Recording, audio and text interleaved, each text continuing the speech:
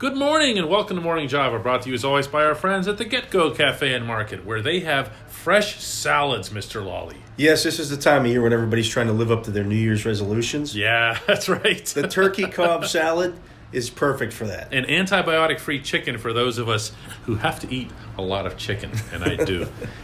Art Rooney II met with the assembled media at the Rooney Complex, and you asked him about the circus atmosphere, or whether he felt it was a circus atmosphere.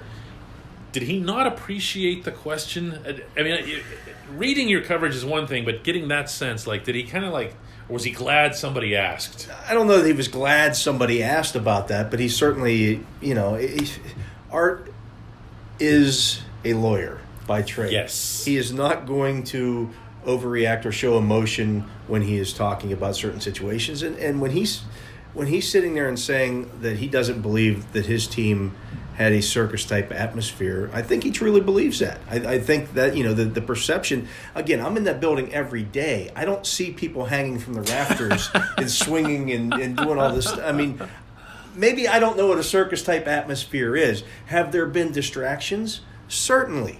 But you could look at a lot of teams and say, wow, that was probably a distraction, or that was a distraction. They've had a couple of players whose actions have led to distracting events. That in general, Art's demeanor was very much laid back and in control. It's no different than it has been any other year. Yeah, he just doesn't panic. He's a Rooney. Yeah.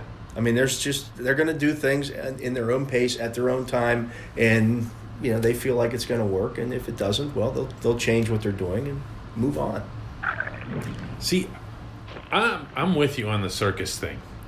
To me, when you have social media or talk show discussion points, that does not equate distractions or a circus-type setting in a locker room, because they're not talking about it. That's the part that you can't convince people of.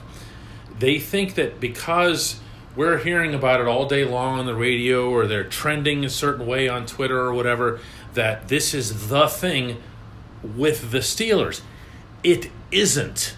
I can't make They go that. about their job every day. They really do. This idea that they're all sitting around going, oh no, did you see what AB tweeted? They couldn't care less. They don't even know about it, most of them. The funny thing is that was actually the first part of Art's answer to my question was, well, I don't listen to a lot of talk radio.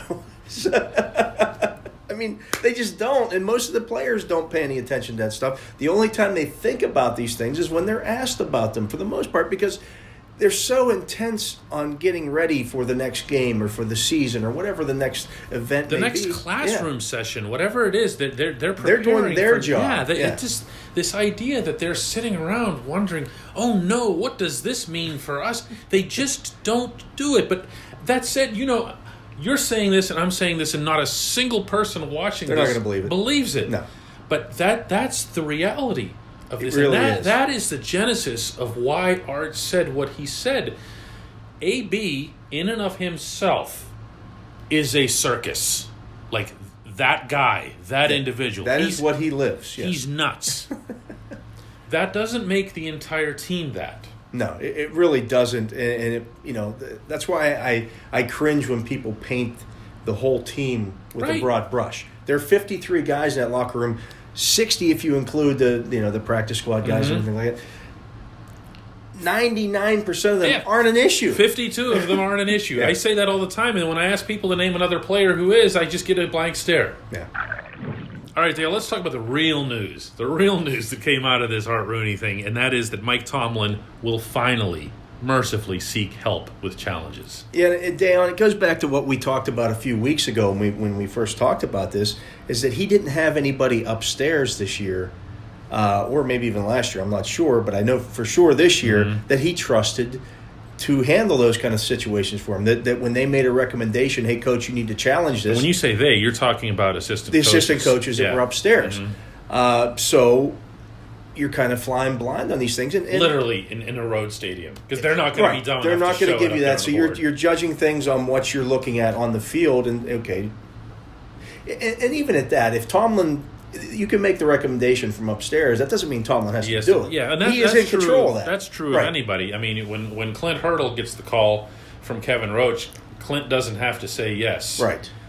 He might make his decision based on the time of game or the situation. Do I want to burn my challenge now? Challenge. You'll lose a timeout in hockey and in football. So I just think that anybody. And I understand it's probably still going to be, according to what Art told you. It's going to be a coach. It's not going to be somebody specifically hired to do that job. However, it can be, conceptually, a coach who has access to maybe more and better replay or video, or that the Steelers can kind of ramp up their technological production up there, including on the road, especially on the road. And that, to me, is at least encouraging. I don't think it's perfect. I like the way the Pirates and the Penguins do it, with having just a dedicated soldier sitting there obsessing. But they also have more time in between plays to do those things in those sports.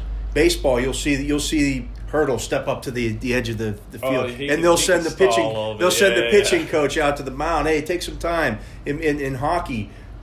I had no idea that you could replay. You could ask for a replay on something 5 minutes after the fact. Well, as long as play continues. Time, yeah, you can. In the NFL, it's the clock's ticking down. You have to make a decision quickly. Yeah, there has to be, and there's also, from the head coach's standpoint, this is one of the things that I think hurt Mike Tomlin in this regard, is that he's also got to be thinking about 7 other things. Right. What are you running on the next play? What package am I sending out there? He's got multiple voices because he's hearing the play calls and the formations from his coordinators and everybody else. And then, there's the one little voice, like the Dr. Seuss character, that goes, "Help!" And that's going to be the guy that's calling for the replay, right? And you're going to be like, I didn't even hear the replay, dude, so forget it, This way, hopefully there's a real system put in place and Tomlin actually pays attention to it.